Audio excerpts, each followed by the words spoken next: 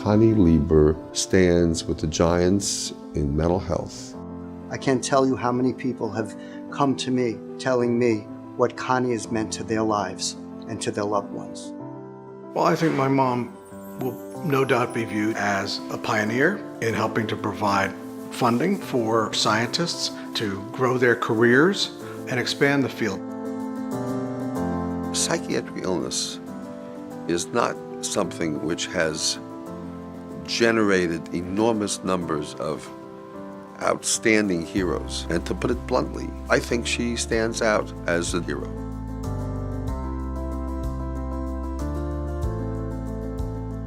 The Pardes Prize was developed to honor people who have done extraordinary humanitarian work in the area of mental health. Connie saw the need for improved treatment for mental illness and took the steps of supporting research so that we can develop new approaches to treatment and eventually develop methods of prevention and cures for these illnesses. Connie produced a spark in terms of psychiatric research that didn't exist before. In honoring Connie Lieber with the Pardes Prize, we are honoring a woman who selflessly fought for patients, for better treatment and understanding of their disorders, who argued for the scientists who were doing the work. NORSAD and the Brain and Behavior Research Foundation and Connie and Steve Lieber were the enablers to help people like me,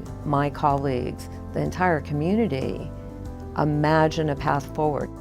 Connie's journey in mental health started with a recognition very early in the childhood of our daughter that there was a challenge in her behavior. My daughter had been diagnosed with schizophrenia in the late 1970s. We were looking for answers. We wanted to know what caused the illness and what could be done to help her. She wanted to do everything possible for her child and then ultimately for other people's children.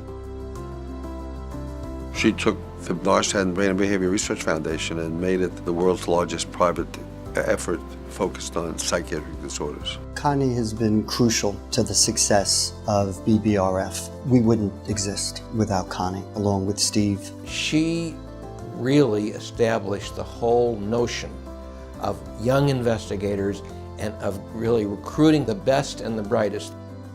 When it wasn't clear that there would be support, when it wasn't clear where the rewards were, particularly to young scientists, she gave them the feeling that she had their backs and that she was going to help them make it. It allowed us to do studies that no one in their right mind would fund.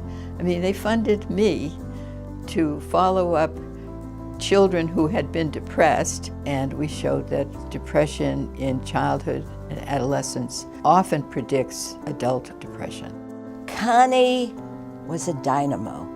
She was so committed to unlock the secrets of the brain that when she came to Washington talking with me or others on the Appropriations Committee, she just created an energy that permeated our whole committee. She made me feel that I could do better and that I was on the right track and I should just keep going. She had the gumption to really take the bull by the horns and develop a way to support research so that there'd be better treatments available for people.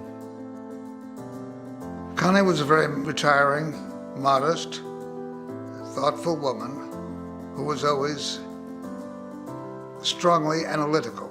I happily discovered this when I was young, and then I got to find out how it really developed over many years. My mom had a natural predilection for scientific inquiry. She studied medicine to a degree before her father said, no, young girls shouldn't be doing this. So she did have an interest in the area that was more than just trying to help and understand what could be done. We've lost great insight, dynamism, and a lovely charm. I think that she was, for those of us who have worked in the same field, she was a buddy, she was a leader, she was a mother, she was everything.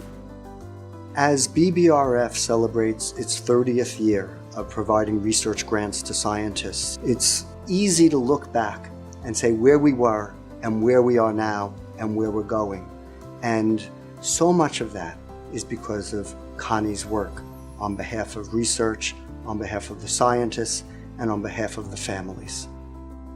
She'd be thrilled to receive an award with Herb's name on it. She would be deeply moved and very proud. She would think the same thing. Okay, now who else would like to do what I've been doing?